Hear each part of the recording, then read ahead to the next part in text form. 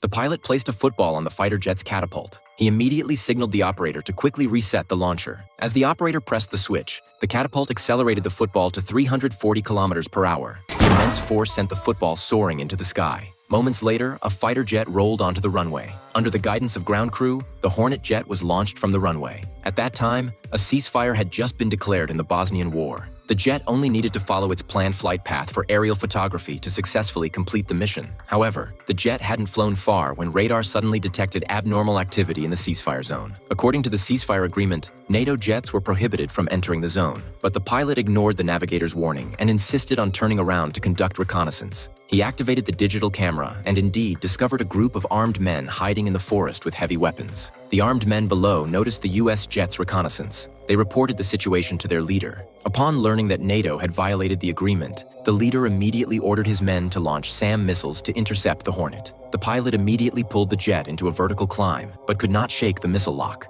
The fighter had to keep changing its flight path to try and evade the missile, but the armed men fired another missile. Facing two SAM missiles closing in, the pilot jettisoned the auxiliary fuel tank, using the explosion's shockwave to successfully destroy one of the missiles. Another missile suddenly approached head-on. The jet couldn't evade it in time. The missile skimmed past the tail, causing a system short circuit. The fighter instantly lost control. Finally, it was hit by the returning SAM missile. The pilot quickly activated the ejection seat, escaping before the jet exploded. He successfully deployed his parachute in mid-air. Two airmen landed in territory occupied by the armed men, but it was a valley with no signal. The navigator instructed the injured pilot to stay put while he climbed to higher ground to call for help. The armed men discovered the wreckage but found no body. Their leader immediately ordered his men to capture the two pilots. They quickly found the injured pilot nearby. After a brief interrogation, they executed him on the spot.